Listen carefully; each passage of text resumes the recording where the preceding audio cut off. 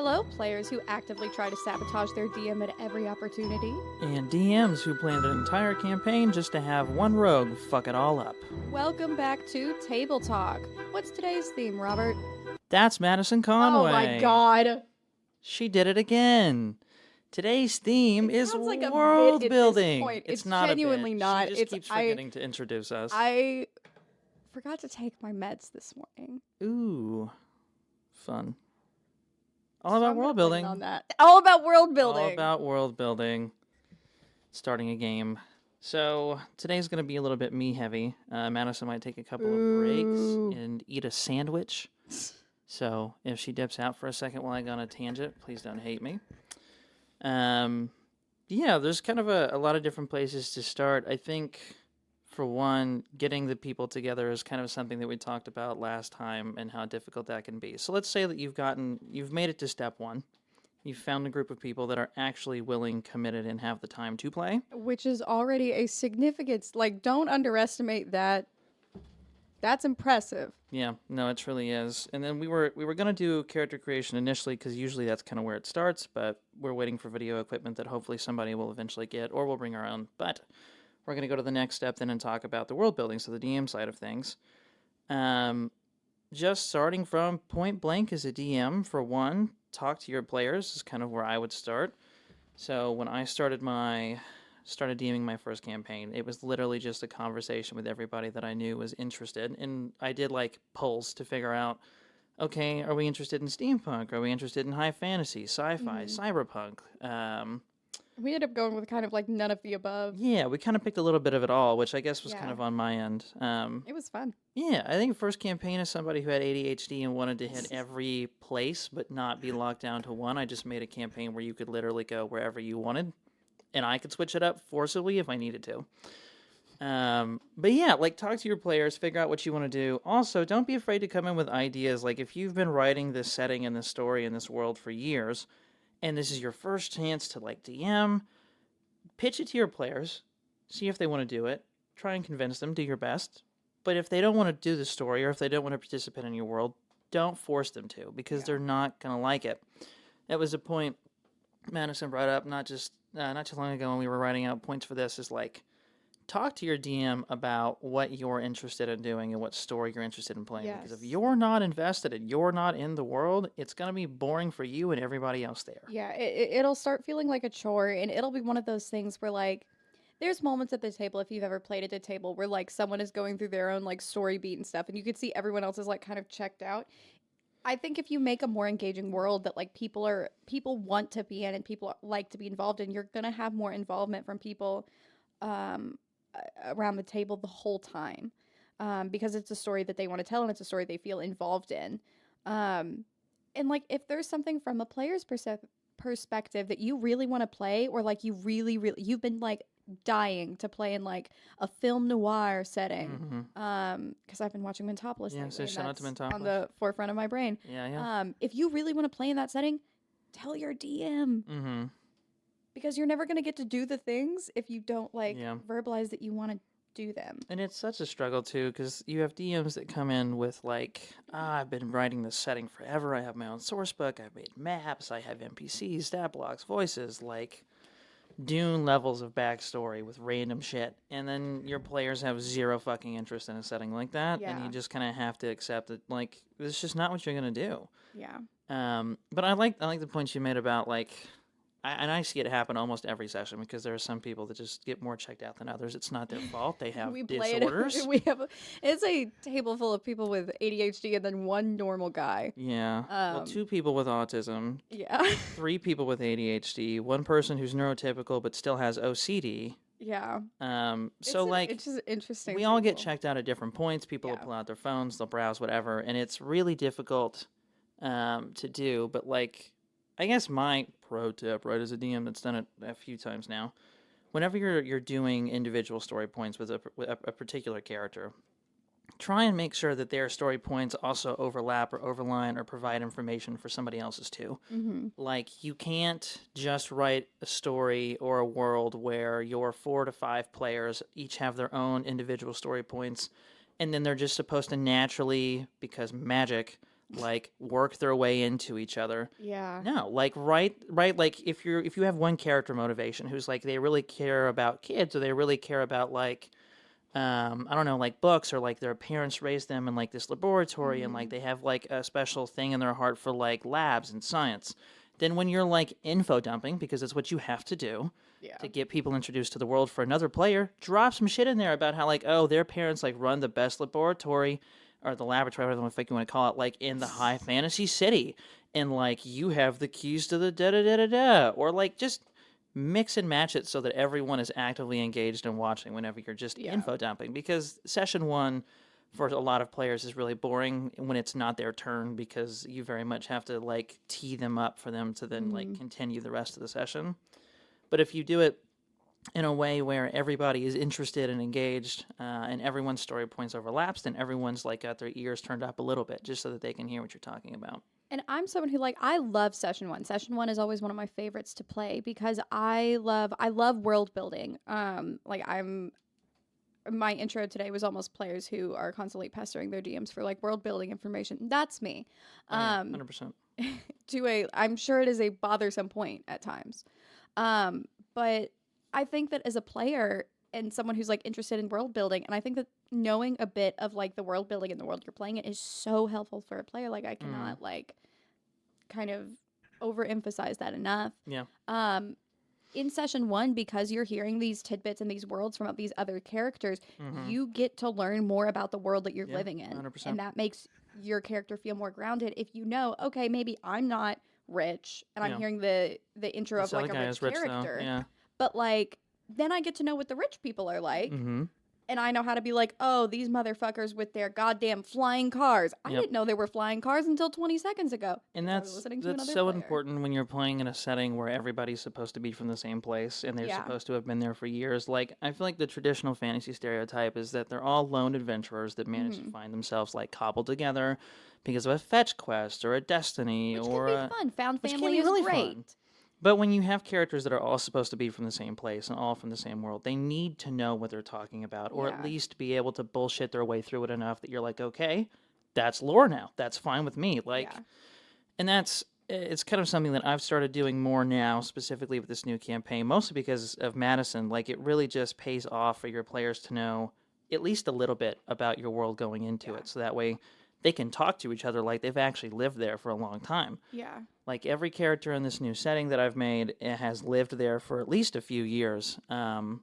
Either has grown up there, or has moved there, or was raised there, and so everyone has to know a little bit about the city and like Yeah. the part of the city that they're from. We have two characters that, for instance, that share like kind of residency in the same neighborhood, but their Hmm. perspectives are very different. Oh, yeah. And so the information that I'm giving one character who lives on like the more like family business, like really knows like the criminal underbelly, but still is trying to like stay out of trouble. The information I've given him about his neighborhood and the world he lives in is very different from the information I've given to Madison, where she's like a college student staying in an apartment because it's the cheapest she can find and she's trying to work through college. Like, yes, they know the same neighborhood, they know it by name, but their views on the heroes that live in that neighborhood and the people and the crime, they're very different. But Yeah. they knew that going into session one. And you get to know also like where do those characters' paths cross? Yeah. Like there was an NPC who was like he's kind of like a con man and he's like Mm-hmm. everybody in town knows him. Yeah. I didn't know that before going into this, and then I can listen during another character's introduction and be like, oh, yeah, I'm gonna make up that he sold her like a fake Rolex or Yeah. something. 100%. Cause like it's fun to have those little crossovers. It's Yeah. fun for your characters to find little ways that they connect and that they cross over. Yeah, and that's another, I guess, another point to that. Don't, please don't, please don't. If you're an experienced like character creator, right? You're an experienced player. I'm all for you making your character like months in advance. Like, say I've just all you know is the setting, and like maybe the power system, whether it's 5e, 3, kids on bikes, whatever. If you come to me with a full character sheet already done, that's okay. Do not world build in a world that you haven't written or even talked to me about and then like Yeah. start inserting lore into the universe. If you want to talk to me about your backstory and it's like, okay, I'm from like a rich family, this is their last name, maybe they're involved in politics, Maybe this person is here. Maybe like my family is related to this, or there was this big fight. If you pitch it like that, I'm all for stamping that in place. Yeah. Like, yes, 100%. I love that idea. I love that, like, you as a character could be connected to, like, the upper part of society, and then another player at the table is connected to lower because it makes a fun dynamic. But don't just tell me that's what's going to happen, because I promise you it's not going to happen. Yeah. And I'm someone who character creation and like making characters is my like strength. That is like what I do pretty much full time. I have lists and lists of like characters that I've made into PCs that I don't think I'm ever going to play in campaigns, simply because I've written so much of their backstory and I'm so attached to them now. But it would be, I don't think it would be fair to come to a DM and be like, hey, here's my really detailed backstory of things that you need to then write into the You world. have to roll them in. It's required. Like, because my character doesn't work Why don't otherwise. you just be the fucking DM then, right? Yeah. Like, why don't you just be the DM? Why don't you make your own NPC that you role play that has, like, at that point, you're not a player. You're asking to be like a co-DM. Yeah. You know?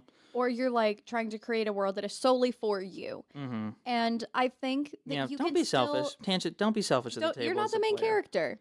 And if Which you can, we're going to talk about that more in Yeah. other like episodes and stuff, but you're not the main character. Yeah, don't You be that can- guy. And see, that's really the struggle, I think, as a DM and as a player, is that as a player, you want to feel like the main character, right? Like, the whole idea is that you're role playing this character that you've spent potentially hours, maybe days. Some people spend weeks, Years. months, years creating these characters, growing attached to them. And so when you finally get to sit down with them at a table, you're itching for some interaction, right? Yeah. Like, you want that character to have the spotlight the whole session.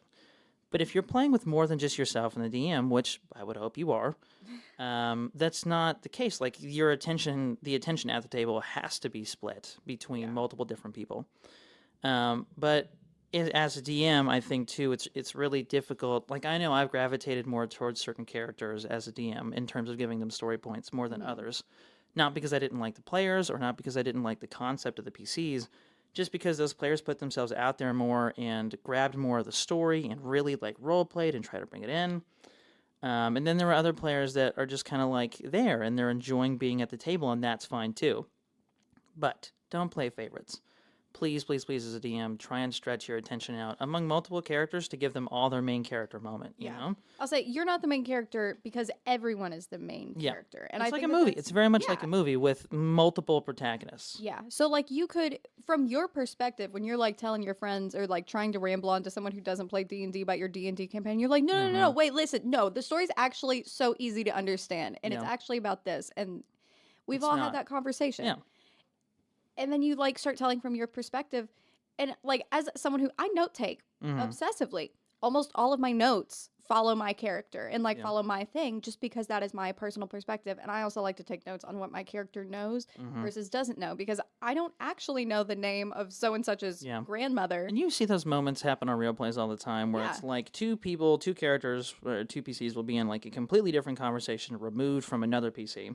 And like they're talking to the DM, right, to ask questions, or they're asking an NPC. And then like that third PC would just be like, yeah, so like I say this. And then everyone stops and goes, you're there? Yeah. Or you know that? You know? Like, the taking notes thing isn't for metagame. everybody. But also try and pay attention to what your character should and should not know. It makes for a lot more intriguing roleplay. If you can, and it's really hard to not push for that too. Because everyone's in the same room, right? Like, if two players share this like really big secret between characters, or they know something like super consequential to the world as a whole, and you're not one of those players, your immediate instinct as a person who's curious and as a player who's invested is to start like doing investigation checks or insight checks, and it's like, but you wouldn't do that. You wouldn't do that if you have no reason to suspect that these PCs who in game you trust like wholeheartedly are harboring this like campaign ending secret. Don't start asking your DM for checks out of fucking nowhere unless they provide you with an opportunity to do so. I'll say this is kind of an example from that. From our last campaign, there was a character who was a vampire.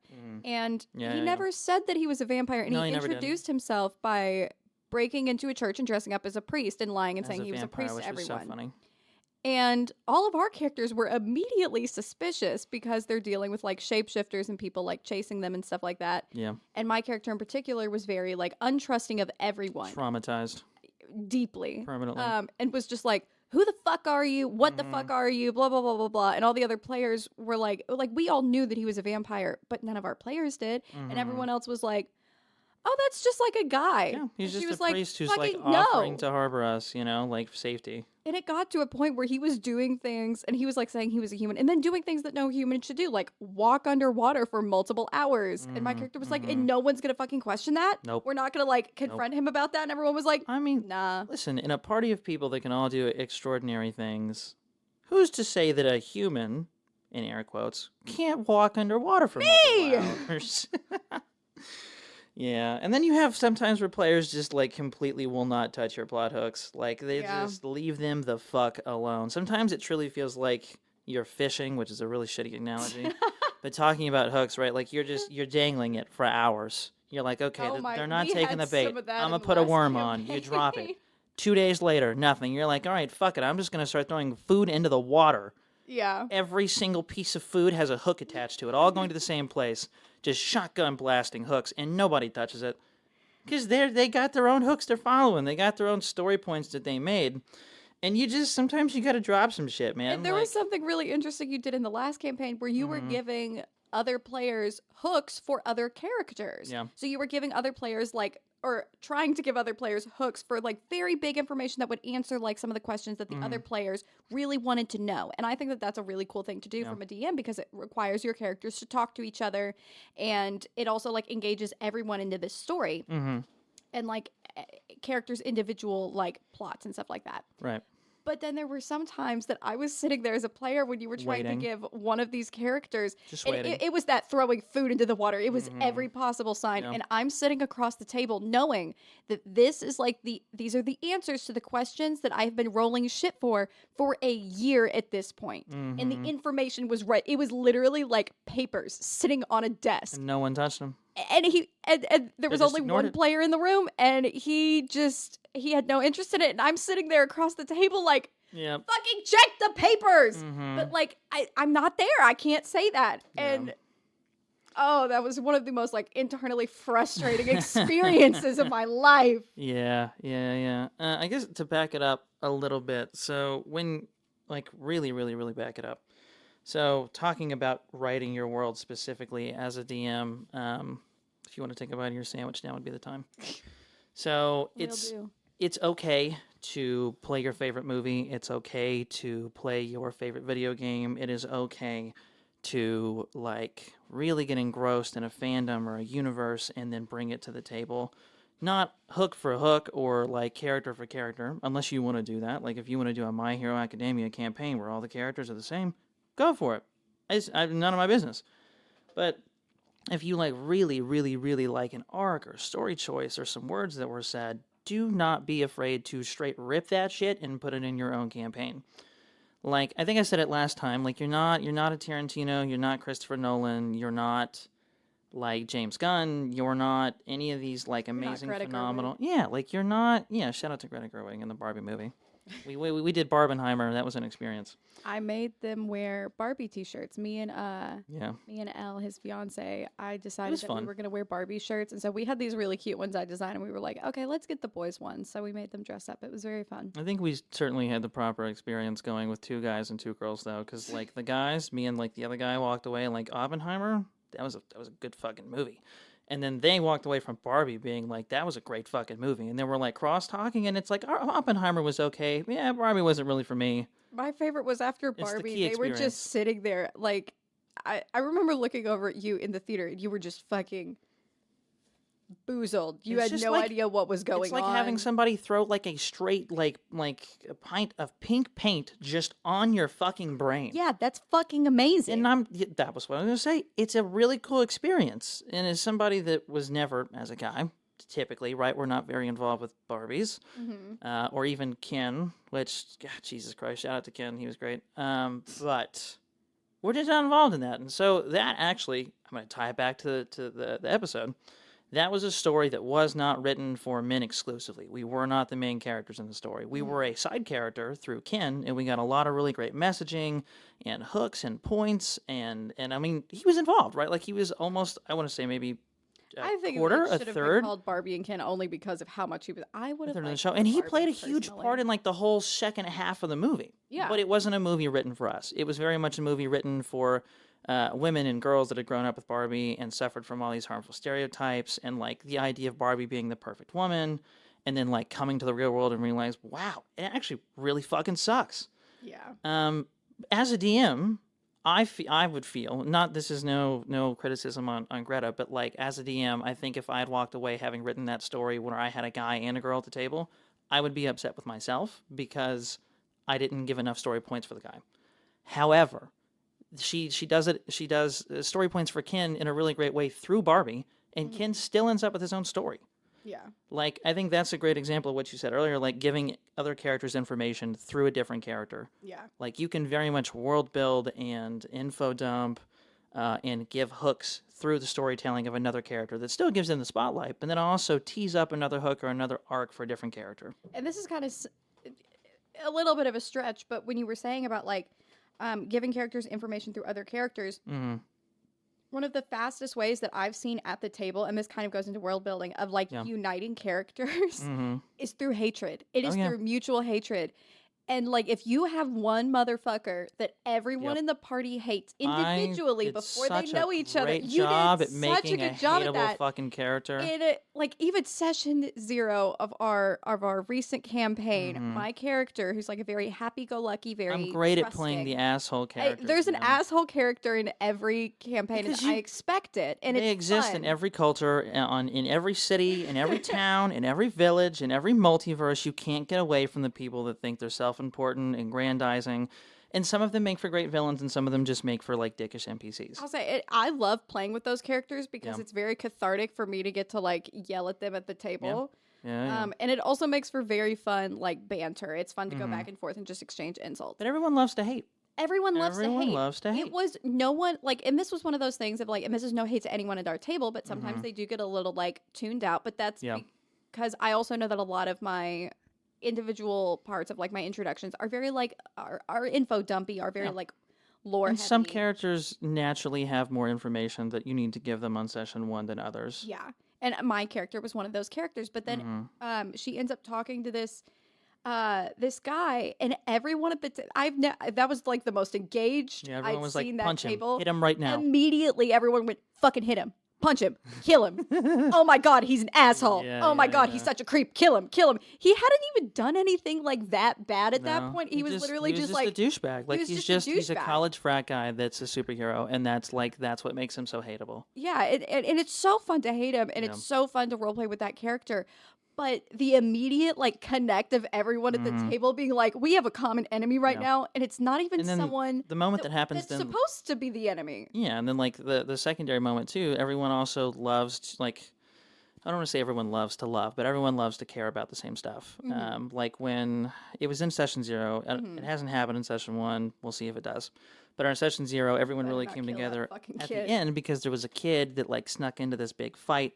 And then there's this like reveal that, oh shit, there's a kid here, and everyone in the building was there for a different reason, but they're all heroes. And so like to immediately see like this child in danger, everyone immediately switched focus and immediately like just started going for the kid.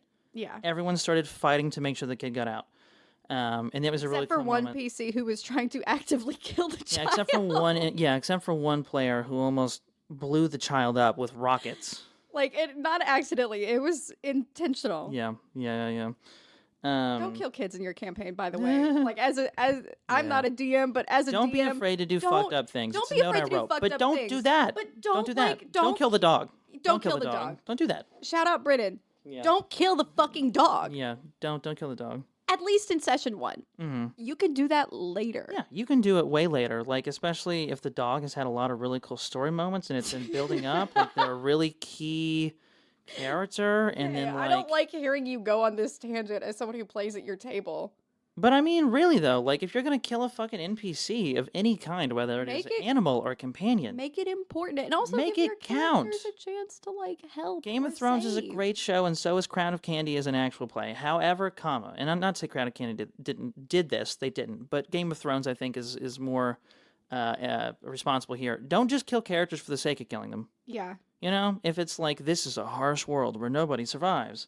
There's And an so NPC many you other, made last like, session is like dead. Like, cool. What does that mean for me? yeah, if you want a more impactful death, and this is also coming from like someone who like does a lot of like storytelling and like story analysis and blah blah blah. Yeah. You have to let your audience, which are your players, get Become attached attached. to things Make before them you important. kill them. Yeah, Even to yeah. the world. Characters aren't going to want to save a world that they have no attachment to, which is something we kind of like dealt with in the last campaign. Is Yeah. we were like, okay, you guys need to save the world. Yeah. We were No like, one's. Yeah. No one cared about the world. and I was like, we don't really Like they fully just like care. left a world to die because they were like none of our fucking business. More Like, than once. we tried, we failed. I'm not risking my life for that. Yeah, like I don't See know you him. Fucking later. I don't know Tiamat. I'm not getting in her Yeah, business. Like it was listen, very the only guy here who has an invested interest said peace, so we said peace. Like yeah. Like you have to let people get Yeah. involved because not every character is going to be good for the sake of being good. Which Mm-hmm. also, side note for players, and I'll probably talk about this more in character yeah, creation. well, we'll talk a lot about more a Don't lot more about make it. an Jesus endlessly Christ. edgy character for no reason. You've got to care about something. And if you're an edgy character, We have a section give literally yourself a titled soft spot. "Don't Be Batman" that we'll talk about later. Like but give yourself a soft, like the kid thing. I Yeah. mean, like which we're dealing with. Like we've got a lot of heroes in the group, but we've got some people who fall a little bit more anti-hero. mm-hmm. But like at the end of the day, Which is unavoidable. There's going to be at least Yeah. one person at the table that wants to play an anti-hero, you know? yeah, there's always going to be someone who's like It's an attractive grab. Like, it's somebody that does the right thing for the wrong reason. Red Hood Or the wrong thing for Batman. the right reason, I guess. Yeah. But like give your character a spot to feel soft and something that they want to protect. And it's and eventually Yeah, if really you, lean like- on what you know about their morals and Yeah. their values to get them engaged. and so yeah, you can kill the dog, but wait until everyone loves the dog Yeah. and the dog means a lot to them. And then when you kill it, Yeah. give them a chance to save it firstly. See, what I and then they'll all come together to avenge the death of the dog. And then it just turns into John Wick. Right. What I will say about not killing characters too quickly or often or without reason, I don't want to say this because it might give somebody like the wrong idea, but you can very much kill a character very quickly or soon after they've been introduced if the PC's morals or backstory is really going to be negatively affected by that. Like, there was a moment in my first campaign I ever played where I was playing a warlock, and I wasn't edgy. I very much like, somehow I've managed to do it several times, but this like good to bad or like hopeful to hopeless kind of character transition. And I had like a deal with the devil, as warlocks do. And my things I had worked up to a point where like if I killed any innocent people, like truly innocent people that I knew were innocent, I would get like a massive power boost in terms of gameplay. And I did. I ended up incredibly broken by the end of that campaign. And there was this character where I had to make like a really key decision. I had never really met them before. They were like, or we had never really talked to them as like NPC. It was the mayor of like the starting town. We didn't really give a shit about him. We didn't care about him. We didn't even really like him all that much. But I was told that, like, before I had gotten to this town, like, if I had killed somebody that was really, truly innocent, or that I felt was truly innocent, or, like, important, that I would, like, that would be the first step to, like, gaining, like, more power. And the NPC didn't have a lot of backstory, but I still did it, and it, like, sucked for me as a person to follow what I felt like was the logical decision of the character I was playing. Yeah. Like, I legitimately walked away from that session, and I was talking to my DM, who's now a player, at the time, and I was like, that I think was one of the worst decisions I've made, both in real life and in a game, because it hurt. And the character that I killed was important to an extent, but did not have any extensive background or meaning. But my character's backstory and morals is what gave that death meaning.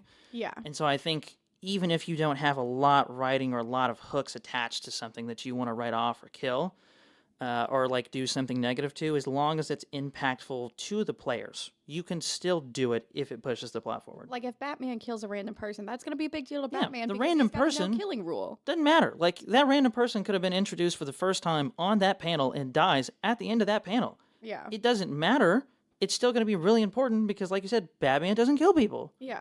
So You kill know? with caution. That's kill with caution. Kill with caution. Kill with caution. But yeah, like, and we've kind of gone off tangent, but I think when you're creating your world, we've already talked about working with your players. Figure out what setting they want, what settings they don't like. Figure out what time period too. Like, the Sword Coast, because it's been a setting that's been around for so long, has so much history and things that have happened to it, like Yeah. Baldur's Gate, Neverwinter, like all of these locations that have been like destroyed and rebuilt. There are time periods on the Sword Coast where some of those cities didn't exist, where they did exist, where they were like in their height, when they were like at their low, when they had been erased. Like, so also figure out what time, because time is just as important as setting. And sometimes I think people get they're not specific enough, and then it leads to kind of some plot issues because it's like if I'm just on the Sword Coast, like we just started a campaign and we're just there, and I'm like, cool. So like, what's around us? Like, what's going on? What's the history? If you don't have that pre-made or preset, have fun coming up with it on the spot. Yeah. Like, because depending on the setting you're playing in, if it's homebrewed, you can make some shit up and canonize it. If it's Sword Coast, if it's stuff that's already there, you might then have to walk away from that session and do a lot of Googling before the next one to figure out exactly what time period you want the setting to be in. Or do a fun little, okay, so we're going to retcon some of the stuff I said last Yeah, session, which retconning is okay. Retconning is totally okay. From a player to a DM. I retconned the whole session 1. I turned it into a session 0 because I didn't like the way I roleplayed characters. Yeah, like, and that's okay. And as a DM, don't stress about being like, well, fuck, I said it, now I've got to keep it. Yeah. You can retcon shit. We've retconned so many things. Yeah. You're not, if like... you forget that something happened last session as like the DM, and you say, oh, well, this person does this or uses this magical item, like, and then all your players look at you like, well, didn't they die? Didn't we, like, break the item? Or, like, didn't we travel to a different location? You're like, oh, yeah, we did. Surprise! When we first started playing one of our campaigns, we were just using the term Greece because we weren't like, we were just like, whatever, we're just going to talk about like ancient Greece. Yeah, it was a setting that I hadn't fully fleshed out, and so I was like, I wanted it to be Greece-like, and this is before I knew that Theros was a setting, which for those that don't know a whole lot about it, Theros is like another, I think, Wizards of the Coast Greece. property. It's Wizards of the Coast ancient Greece. It's a spin-off directly of the Magic the Gathering Theros set, which I play Magic the Gathering. Wizards of the Coast owns both. And so they ended up turning it into like a full setting with a book, and I used the source book. And I gave it a name because Theros was a lot more interesting and fun than just saying Greece. That also gave me access to stat blocks, to maps, to locations, to backgrounds, to history. It was also kind of fun because at that point we both had Theros as a place, and then we also still had Apollo as a character, even though there was an Apollo equivalent in Theros, but we had already like spoken directly to Apollo on multiple occasions from like way had back. Apollo and straight up ancient Greece, and then there was also a character who was basically from like ancient magical Japan. Yeah. Well, for reference, 2 of the people in that particular campaign were archaeologists or archaeology majors. Oh my God. And so they were history nuts. And so their backstories, to this day, still happens with one of them that still plays at my table. They like to insert real world Earth as it is today, history and background. He was correcting us on how many rowers our ship would have. Which is infuriating, by the way. As a player, I swear to God, I'll kill you. I'll kill you so fast. You will drown. I don't care if you know how to swim. Yeah, it was a thing of we were like, oh shit, we need to make a boat. Can we make a boat? And I was like, great. Actually, this is how many rowers it would take to row a boat of this size. Shut the fuck up. And it's like, I didn't ask you. We just made a boat out of magic. Do you want to get to the next place or not? Like, those are your options. Do or don't. Yeah. We're not paying attention to how many fucking Playing with archaeologists is a very interesting experience. Playing with anybody that has a vested interest in any like cultural or social aspect that you have inserted into your campaign can be exhausting because they constantly feel the need to tell you or correct you or insert, and that can be fun. Like with comic books. Me and Madison both know a lot about comic books. Her character in the current campaign is very comic book forward. And it doesn't bother me when she's like, yeah, these heroes would have comic book stories. And like, what if the villains were like this? And what if the heroes were like that? And they were portrayed in this way in the comic books. I don't give a shit. That's cool.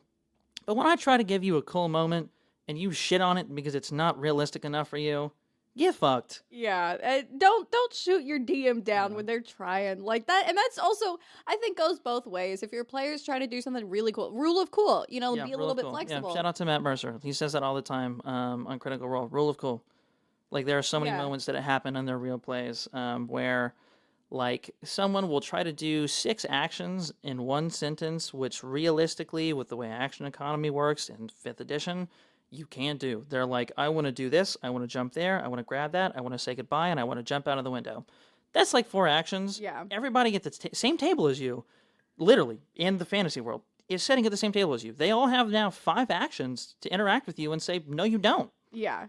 But, rule of cool, right? Like, if it's just a cool thing that can happen, Maybe have them roll a dexterity check and then ask all the other players, like, are you guys too in shock to do anything in this moment? Like, realistically, would you act? Would you say anything? And then if they do, give them the appropriate checks. But let those 6 actions play out as a few really cool, like, roll of the dice moments and then let it go. And I'll tell you, as a player, you cherish those moments. Those make you feel like a fucking superhero at the table. I remember there was like one where I was like trying to like shoot something, but it was way up high. So I was like, can I like, my character was like kind of like had a background in like performing. So I was like, can I throw my daggers and like climb up my daggers and then like try and shoot from the top? He was like, yeah, go for it. Give me You a can roll for dexterity it. check and then like see if it works. Which is And a very popular phrase you'll hear at a table, or you'll can say try. as a DM. Yeah, you can try, or you may try, or you can roll for it, or if you get a natural 20. the phrase "if you get a natural 20," I won't those say are it. fighting words. I refuse to say that because that's just opening myself up to so many possibilities that I've said it a couple times, but I try not to because it's always when you tempt fate and the dice Oh, there like have been that. moments where people have rolled That nat it'll 20s at the happen. table that you're like upset about. Yeah, and not to say that like I don't encourage those moments or that I don't like them. But they can make be for really, exhausting. but they can be exhausting. But that's why I think the statement "you can roll for it" is a lot better than "give me a natural 20." Because if they do get a natural 20, you don't have anything attached to the statement. You just said they can roll for it. You didn't say they can roll for it and get it. You said Yeah. they can roll for it. Like, Because sometimes there are moments where it's like, oh, that sounds so sick. You can roll for it. and it's like, And cool, then your you- DC is 5. You physically could not do this. You're like 5-0. You weigh 100 pounds soaking wet. You have no athletic ability. But this sounds cool. Yeah. Roll the dice. DC 5. If I it's wanna see something you do it. fucking sick, like Yeah. enjoy the story that you're telling and let it be fun. Like And make rules those are- main character moments, man. Yeah.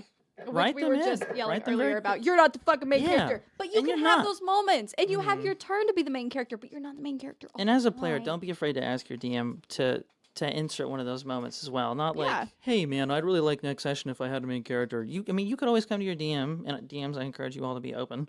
If a player comes to you and says, hey, like I really feel like my character hasn't really gotten a lot of spotlight, or I'm just getting kind of bored at the table, could we like interact with me a little bit more next session? As a DM, cool. Like you get a whole arc for the next 4-hour session we do, all about you, buddy. Yeah. Take it, run with it. But like as a player, also, please don't be afraid to approach your DM and ask them to do cool things even in the moment. Like Players, rule of cool bother goes your both DMs. ways. Yeah. Fucking bother your DMs. Bother us. I bother Ask us Robert questions. constantly about D&D Yeah. to the point where he's now co-hosting a podcast with me because we have multiple hour-long conversations about it. And I'm like, I personally Might as well attempt to get them monetized at some point, right? Yeah. Yeah. I mean, if we're gonna talk about this in the basement, might as well talk about it in the studio. Yeah. And like, you never like. What's the worst that can happen if you ask about something? Yeah. They say no. They're not gonna be and I've like, said no no, plenty of that was a times." bad idea. Now I'm gonna kill you at the table. Like Yeah. that's not gonna happen. Like if you got a 60-foot gap to cross, and Jesus Christ, trying to figure out what your jump height, jump distance is. There are literally calculators that are only made for calculating jump height and jump distance. But if like your character who has 30 movement speed wants to jump a gap of 100 feet on their own, no. Respectfully, no. Your player could always be like, hey man, rule of cool, like what if I just got a really big running start and then like lift it off on my staff and try to do like a helicopter thing with it? And it's like, if you want to risk your life for this cool moment, I'll let you roll for it. I've done that when I can like, tell you I've right done now, that it's not going to multiple happen. times. And then sometimes it does fucking happen. And everybody at the table's mouths are like slack-jawed because holy shit, he did it. Yeah. It's like you need to roll like 3 dice. You need to roll 3 d20s. Every one of them, every roll needs to be above a 20. And it's like 25, 26, 29. Okay, you don't even have a plus in those stats. I don't know how you did that. And it's like everybody at the table is like, here, take my bardic inspiration, take my chaos die, take my time. And it's like, what the fuck, man? I love it when that happens at the table is when the DM sets a really high DC for something because the they character get wants to it. do something stupid. And so everyone at the table goes, I'm going to drop everything I'm doing and give so many boosts to this character. And it's always something stupid. It's always like this character wants to like try to flirt with a fish or some shit like that. Roll for MILFs. Yeah, like that shit. And then everyone just piles on as many dice as possible to make it happen. Because and that's then a you cool get moment, to watch man. the life slowly drain out of your DM's eyes, and it's so satisfying. It is incredibly satisfying. Hey, this shit sucks. Do you have something you want to send in to make it better? Criticisms, topics you'd like to see discussed, or an advertisement you'd like to run? Maybe you even want to sponsor an episode. If so, shoot us a message at mc460@evansville.edu or DM us on Instagram at Crescent Magazine. Or we'll never get better like these fucking guys. Okay, a couple of things that I do want to talk about before this gets wrapped up in about 20 or so minutes that I just haven't thought to talk about yet. We mentioned it briefly. As a DM, oftentimes, like, you have those that'll do voices, and you have those that will not do voices, and then you have those that have like really nailed one voice and will do it the whole time.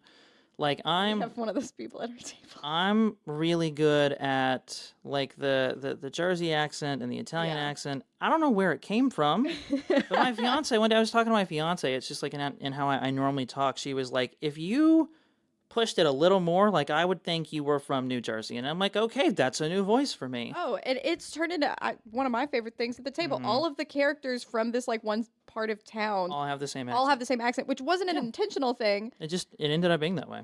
But now that's a really cool like world building thing, and everyone from this part of town sounds that way. Yeah. But I would encourage you. Shit, I'm bleeding. Oh, Jesus. It's fine. I would encourage you as a DM to try a voice, but on the flip side, I would also tell you that it is okay if you do not feel comfortable doing a voice. If you just cannot for the life of you figure out what a particular NPC is going to sound like because this is the first time you've ever had to roleplay as them, or you just had to make them on the spot, just use your normal voice, pitch it up, pitch it down, and then call it a day. There's so many other ways, actor here, so many different ways you can change your voice without doing a voice. You can change the length of the way you're talking, and you can change the speed, and you can talk really fast. Yeah.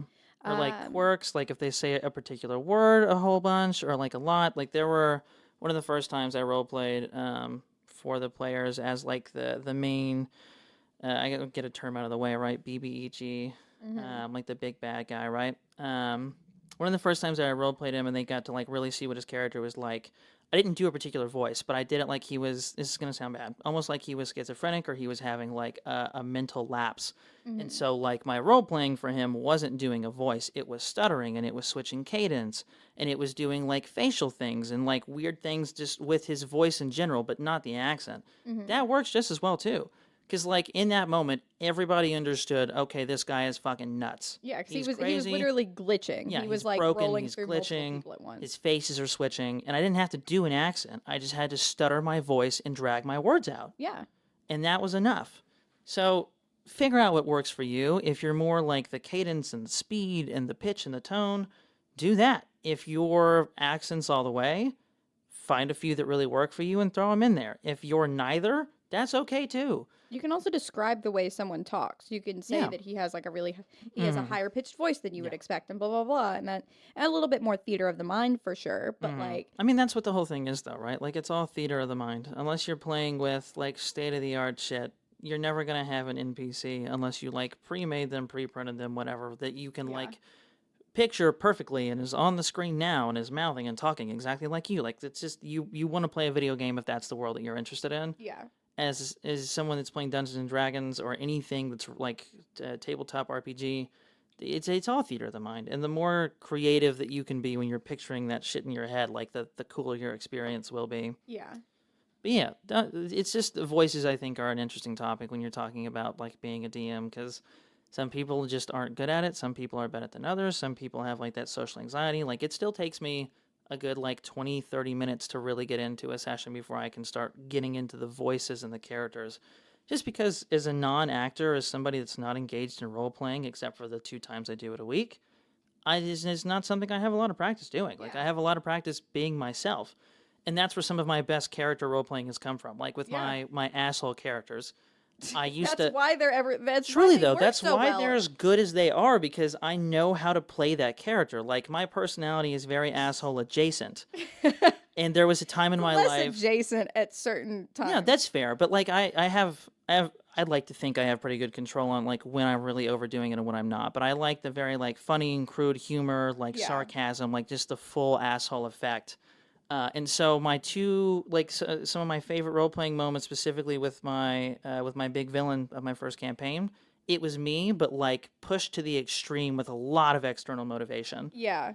Like the role play Taunting the moments. players, making fun of the players, like specifically bringing up things that like he would know to say to set them off balance or to I'll say get them that overly was engaged it in a was such combat. a cool villain. It was such a fun character to like role play with. And this was a character that we accidentally killed. Yeah, Like and then we brought didn't back to mean to life, kill and and then I killed was again. like my character still had questions for this Mm-hmm. character and it was also a Yeah. really fucking fun bad guy to play with. And Robert Mm-hmm. had put in so much work like into creating this bad guy and then Yeah. it was very like I clearly, didn't. oh I didn't shit, we even have didn't mean to a. kill him. I didn't have a stat block for him until one of the final encounters. Like I Yeah. never had a full stat block for him until the final encounter. And that's another topic, I guess, to hop to. Stat blocks. If you're world building, if you're DMing, well, it doesn't matter what system you're in, you're going to have to come up with one eventually. And this is kind of where you have to choose between, okay, how much homebrew am I doing? How much content am I pulling from the internet? Am I buying books? Like, how am I doing it? Making a stat block as a first time DM, truly, personally, I do not recommend it. It is hell. If you don't know what, like, if this is your first time behind the scenes, it's so different than making a character. Like, my first instinct when I was trying to come up with NPCs, specifically villains, I thought that like the way to do it would be to go to my character creator and just make the characters. But then I would get to the combat session and realize this is organized for a player. I have not played as this NPC until this combat encounter. I have no idea what any of this shit means. Yeah. And so I'm just like picking things on like scrolling through the character app that we have and just like trying to pick random things to do. So truly don't just be afraid to find a stat block for a creature or an NPC or a character that like has already been made that you really like and then give it a new face and a new name. Yeah. Like I bought a source book for this new campaign just because it's helping a lot in terms of the world building and the power system. And like reading the stat block for the current villain that I'm playing in the session, it is insane. It looks like whoever wrote the book just took like abilities and AC and scores from some crazy fucking critters from 5e, but like it's good stuff and it all works with his character. Like all the abilities and the spells and the AC, it all fits his character and the personality and who he's supposed to be in the world. But I can like just reading the spell descriptions, they're clearly rips from things that came from like the monster manual. Yeah. And that's okay. Pull a stat block. Look, you can literally Google stat blocks for 5e creatures, and you will have a list on like wiki.5e. You can also just go like the straight up like D&D Beyond with the monster manual and Xanathar's Guide to Everything. Like every book you look at is going to have a stat block. Find one you like, give it a new name, give it a new face, maybe even mix and match, and then call it there.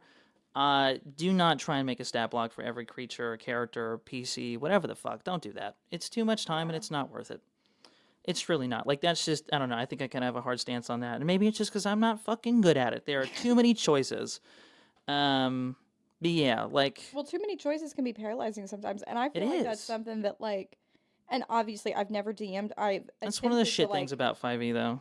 Like, there's so much content. content. And that's gotta be exhausting. Mm-hmm. Because I know Yeah. it's already daunting to, like, I consider, like, I know a lot about D&D, but I am also scared to say that I know a lot about D&D because there's Yeah. so much information and There's content out always there. more and to learn. There's yeah. always a new spell that you haven't seen before with a new effect you haven't used.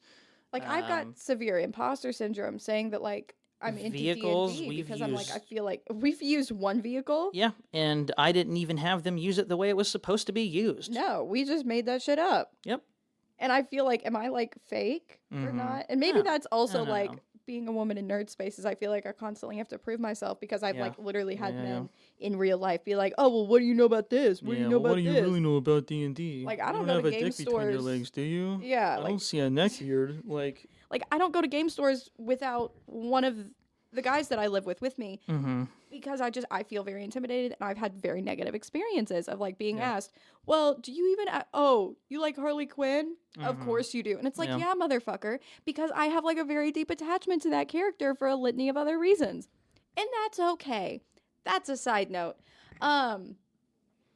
But like how do you deal with sifting through that content? Or because like that's why I've Yeah, looking at it, it's I think I difficult. always Like, gravitate towards homebrew for that reason. so I started off very, very homebrew because there wasn't a setting which starting homebrew can be a lot more difficult than starting out of a book. Like the two people that have been a DM for me both started out of a book and then turned into homebrew because it's easier to leap from something than into nothing. Um, so it really just kind of depends. Like it depends on the campaign. It depends on the information I'm looking for.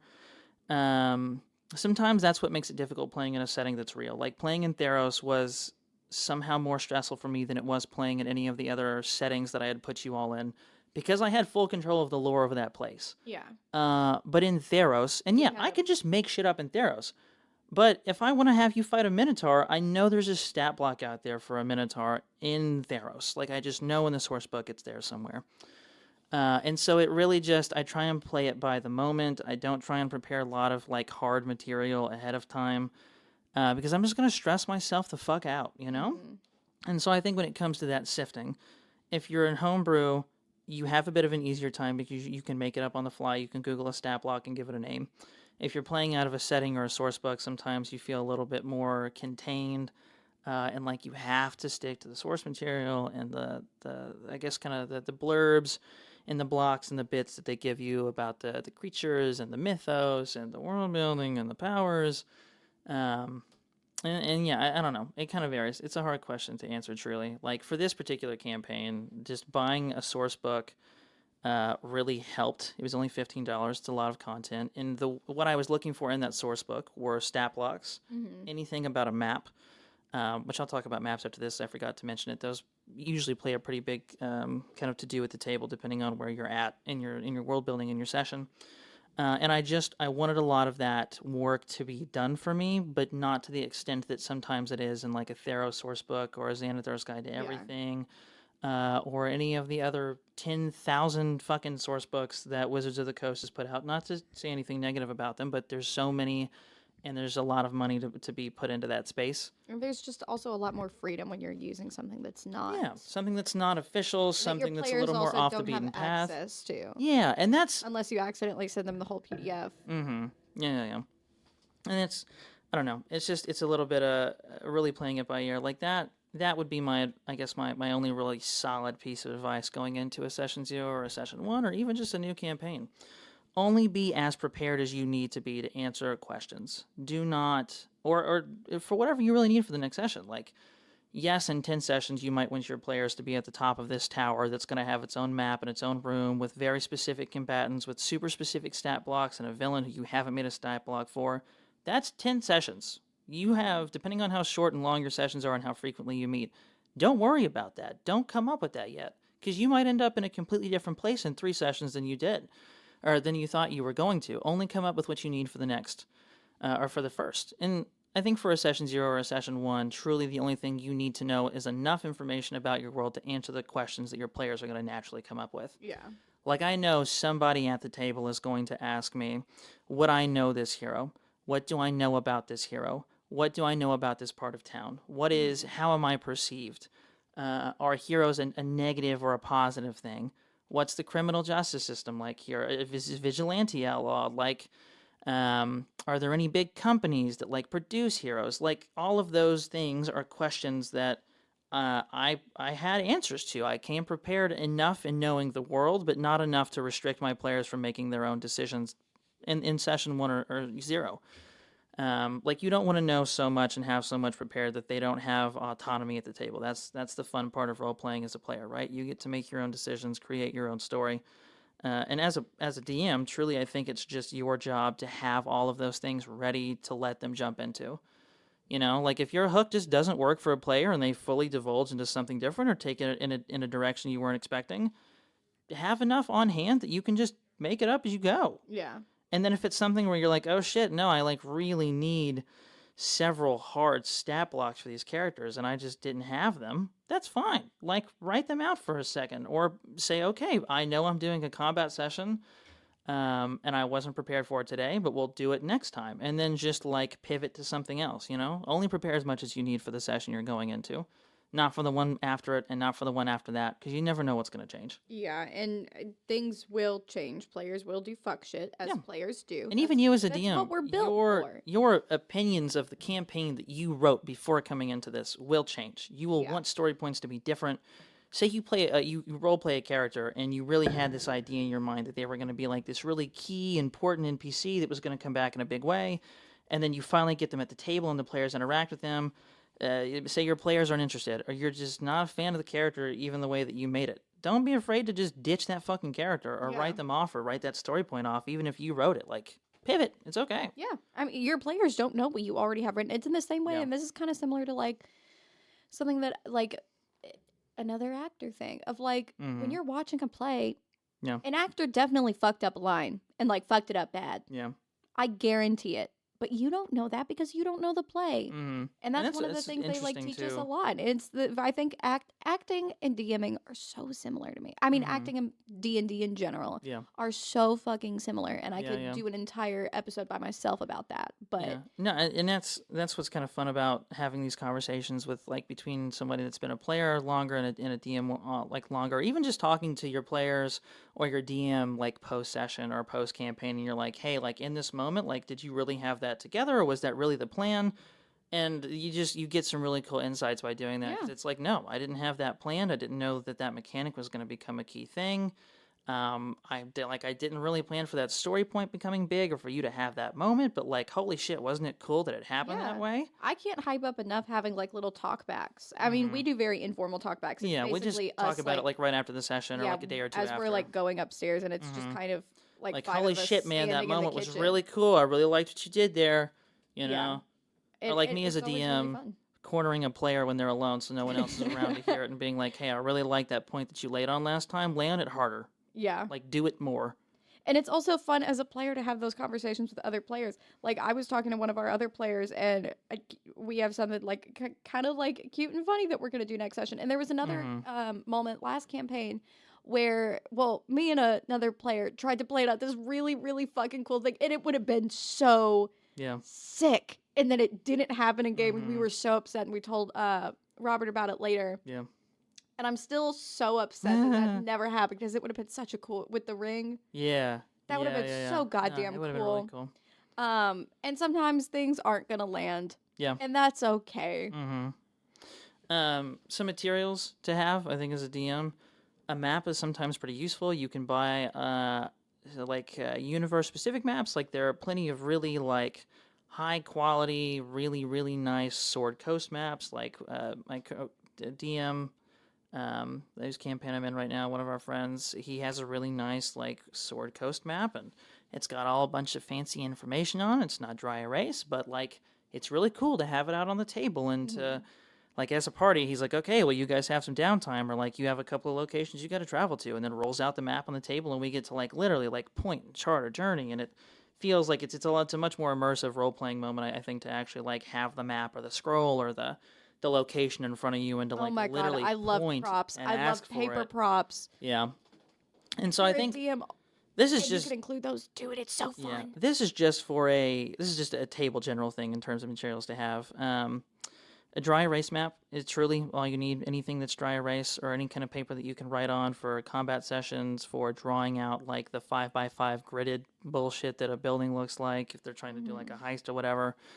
And then if you don't have, like, a specific map for your location, that's fine. Like, I don't have a map for mine right now. I'm still trying to figure out what I want to do for that, because it's such a... I can picture it almost perfectly in my head. However... it's a full fucking metropolitan city inside of a dome. Like, and there aren't a lot of maps out there like that I can just rip, because it's a very homebrewed idea. Yeah. And so, like, I'm not going to have a map for them, probably for at least a few more sessions. But I know the locations well enough in my head to be like, yeah, so this is where you want to go. Like, if this is what you want to do, this is where you want to go. This is the neighborhood. You know what the neighborhood's like. You've been there before.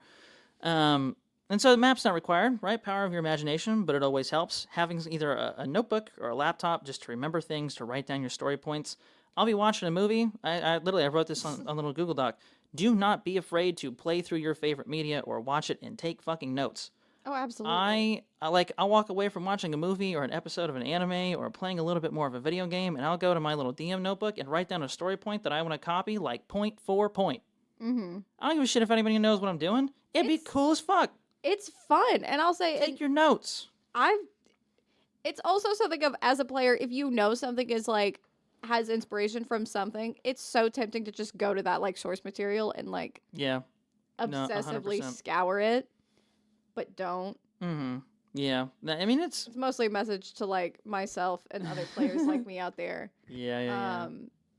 No, that's totally fair. But like, also most of the time your players won't notice. Mm-hmm. And if they This do, it'll be like a motherfucker, cool nod. The bad guy in the campaign that we had that went on for like almost 2 years. Yeah.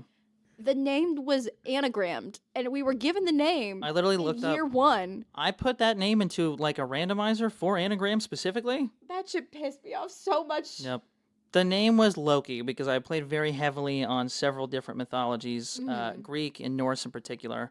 And so it was like this different version or variant of Loki and like my own kind of, I guess, imagining of like the Norse mythology universe that ended up playing a really big point.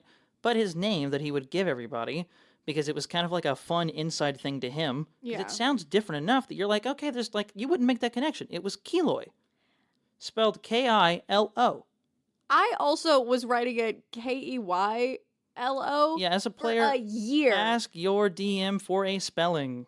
Do that. It wasn't even Sometimes it's important. It wasn't even something that we fucking figured out at the goddamn table. This was we were in the living room talking, and I was redoing my session notes, and I asked him for like specific spelling, and he told me, and I looked at my computer, and I looked at him, and I got so pissed. Just an anagram, baby.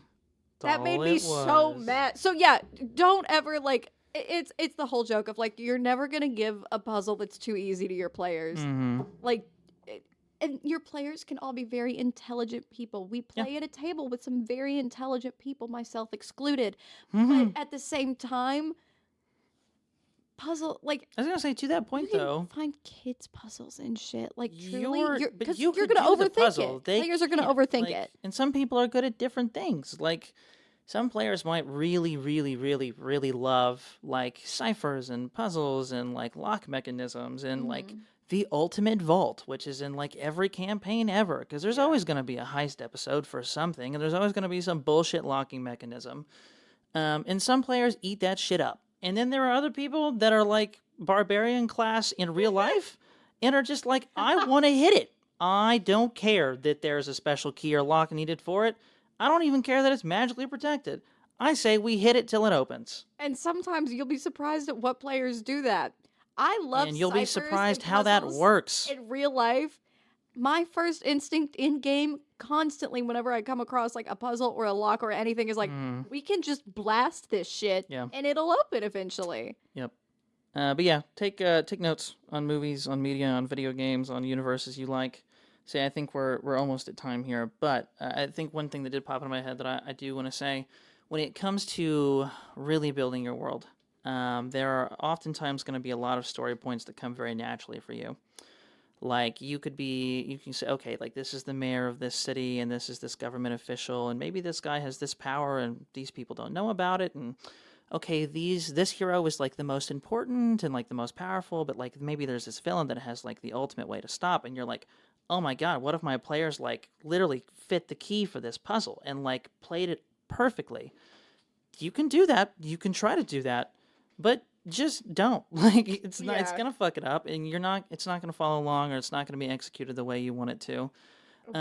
Write story points big and large as lore. And what I mean by that is, instead of writing the literal connections between things, say, okay, this character has this really intense motivation to do this really fucked up thing, and this character has this really intense motivation to I don't know, let this really fucked up thing happen. And all it would take is a conversation or a player or a choice. Don't write it in as it's going to happen. Just essentially you want to make your whole story, all your big story points, like little powder kegs. Yeah. And your players are the matches, but they very much choose what to light and what not to light. And when you have like your powder written out in this very specific way where like one story point's going to light up and then the rest of them are going to explode and it's going to be this holy shit Inception moment. No. Make them all individual points, because then when somebody ignores something that was attached to something that you really wanted them to follow, no, it wasn't. It was a standalone thing. It was a piece of the lore. It was in the world, and now you can just throw it at the end of another plot point that they're Yeah. gonna hit later. Be very flexible with your big story points. You can say that, like, I want this riot to happen. I want this war to happen. I want this person to make this decision. I want this character to die. I want this reveal to happen in this way. All of that is great. Do not write how it's going to happen. You will be disappointed. Yeah, and also as a DM, don't be afraid to like talk to your players if you want them to do a specific thing or if Right. you want them to go a specific direction for a specific reason. You Yeah. don't have to like micromanage, but you can No, also you just can kind of push them in that way. yeah. You know, like I like if I want a player to pick up a really specific set of papers that are like buried underneath all these folders on this table, and like I want to make it hard, but I want them to be the character to find it. You can like say the paper on the very top is something important to them or has a picture on it that they would recognize. Mhm. Or like something falls and they look in just that direction and it catches their eye because of this point that you mentioned earlier, this little fun, quirky character trait. You can do things like that where it's just you're not necessarily forcing them to do it, but they're going to play the character the way that the character has been played, and they're going to naturally find it. And it's going to be like, oh, cool, I found that because my character is like Yeah. really good at seeing things or hearing things or smelling things, or they really know their laboratory equipment, and this is Yeah. very much off place, off kilter. And I think that's also something of a benefit of like knowing your players as a DM and knowing your DM as a player, which Yeah. like you're not always going to know them super well, and that's fine. Mhm. But we are a group of people who know each other very well. So there's Yeah. moments where like conversation, I'm like, hey, Maddie to Robert, Yeah. am I about to kill myself if I do this? Yeah. Just Sometimes straight you have those honest. moments where you just gotta pop out and be like, "This is completely outside of what's happening right now. If I make this decision, am I going to regret it? Yes, you will." Cool. Thank you. I'm gonna like make an informed decision Yep, now. and Or then you even move forward. outside of the table, DM to player being like, hey, you know this one thing that you keep doing in game? Fucking stop it. Infuriating. It's Okay? frustrating. It's Please pissing stop. me off. And I'm gonna kill your character if you don't stop. Which is a Yep. conversation I've had with him Gonna multiple TPK you, times. like, respectfully. I'm gonna wipe the goddamn party, or I'm gonna kill you forcibly, like. But another part, And I'm gonna other let than you threat- struggle. I'm not even gonna do it outright. I'm not gonna like hand of God smite you. I'm gonna let you make some really fucked up decisions, and then you're gonna deal with the fucked up consequences. Yeah. And it's also a thing of like knowing your players is you know exactly what they're gonna do. Yeah, Because you know if what you they're know prone the to person doing. who's playing the character, Mhm. it doesn't matter if they're playing a character, they're gonna make certain decisions that you know that person is gonna make. Yeah. There are certain decisions from I think all of the players at our table that you know as a DM and like who you are, Yeah. what this person is gonna do. Mhm. Just And because that's who they are. and some people are like really like they have like a really big soft spot for people, or they're really nice in real life, but they really want to play an edgy character, or they want to be like ruthless and cutthroat. And then they get to like a decision where they have to choose whether or not to save a character or an NPC, and it's like you know that they know that you know that their character should say "See you later, motherfucker," and let them die or kill them. And because as a person they're too nice for that, they end up putting their character in a really difficult spot and trying to save that person. Now that leads to some really cool character moments at the table though, because it's like Yeah. maybe there's actually like a tiny nugget of a soul somewhere buried in that Batman ass character, Yeah. and it's finally coming to the surface. But yeah, knowing your players and knowing the characters they're playing is definitely important for sure. Like I'll have say, conversations I was about it. trying to play an edgy character and who like didn't give a shit about people and blah blah blah. But anytime it like actually came to like letting someone die or letting someone get hurt, me as a person felt so shitty. And it was one of those things of like, I know what I should do and I know the decisions that I should make. Yeah, but I don't really want to make it. But I feel really bad It because I hurts don't want too anyone bad. to get hurt. Yeah, there have been several times as a DM where somebody had to make a decision like that, and I was like, at the table, listen, you know what your character should do. I Mhm. understand that you as a person don't want to do it, but you've committed to this character. I've written this character into my world. Make the fucking decision. Yeah, especially when it's something that's been leading up to Mhm. it. Like if Choose you've the been- hard one. Commit. Role Yeah. play.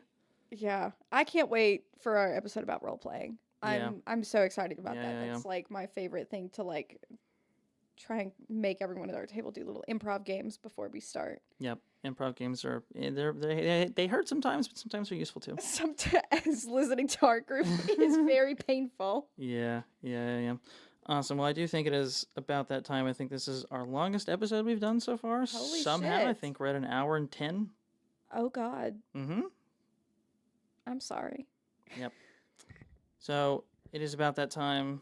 Thank you all for joining and listening to mostly me talk about trying to be prepared and writing a world, which I know we hit a lot of different points and it wasn't all together, but like Madison said, like her question earlier, like how do you filter through the information? You learn as you go. Yeah. You figure out what you need.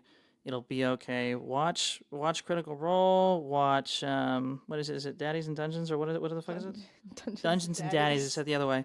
Dungeons and Daddies. Pretty sure if you look up Daddies and Dungeons, you're Um, gonna get a very different result. Yeah, like watch Dimension 20, and sometimes even like watch like Vox Machina on Amazon. Like Yeah. watch just the animated show. Really pay attention to some of the choices that are made in like the animes or the movies you watch, and really try and get into the head of like the person There's that made so that many decision. medias out there that just read like D&D. The newest Yeah. Guardians of the Galaxy movie that reads so much like a And a once final you campaign. once you get that knack for seeing those choices and writing those stories, it'll get a lot easier for you to pick those points up and then roll them into your own campaign. But in a world full of media, we can't get away from it. We can't escape it. We're all participating in it. Just Yeah. pay attention. Look a little further into it. Don't just be like an audience member. Try and get into the head of the person that wrote it. Be like, holy shit, that was such a cool fucking story point. Yeah. That was such a cool choice. Like, anime, manga, oh my god, they wrote that character so well, and then this character out of nowhere was the perfect foil. Like, holy fuck, never saw it coming. Rip that shit. Rip it. It's so fun to steal. Rip it. We're all learning. It's okay. We're It's all your first pro time. stealing here. We're gonna get there together. Yeah, it's like when you're learning how to draw, sometimes you trace pictures before you draw on your own. Yep. Doesn't make you less of an artist. Sometimes you do both. Yeah. You trace, and then you draw something on your Yeah. own, you know? I really like the outline of that dog. I'm gonna draw some shit on it, you And know? then I'm going to change the color of it. And Yep. I'm going to add a collar. Yep. Well, that's art, isn't it, right? Creativity. Yeah. Well, it's the whole... It's also a little bit of stealing, which We is tried like, to end, we tried to end this for almost 2 minutes now, but Oh, something shit. else. It's funny though, mentioning the creativity thing, right? It's like the you could in music, you could never write a melody. There is no melody you could write today that has not been written by somebody at some point in There's history. no story that you can tell that has not already been told. Nope. And that's okay. Nope. There are too many people on this planet for you to think that your choices and your story is There are wholly no unique. original ideas. Nope. And so, fuck being original. Yeah. Take it in your own way. That's what I'm makes pretty it sure, original. like, looking up the other day, there's several other podcasts called Table Talk that talk Yeah. about D&D. Yeah, they're like Table Talk and this. I think we're the only one that's straight up Table Talk. Yeah. And we have a pretty cool emblem, pretty cool logo. Shout out to Madison. Thank you. Does all the back end Designed work. it myself. Okay, we're going to try and say goodbye again. Thank you all again for the second time for coming in and listening, talking about world building, DMing, etc. We're going to do hopefully character creation next time. I think at this point we'll just bring in our own video stuff. Yeah. We'll see you next Thursday. We don't know what it'll be about yet. No, but maybe it'll be character creation. Maybe it'll be something different. You'll be in Hopefully. for a treat. Maybe we just go AWOL and do something completely new. That's scary. See you next Thursday. Goodbye. Bye.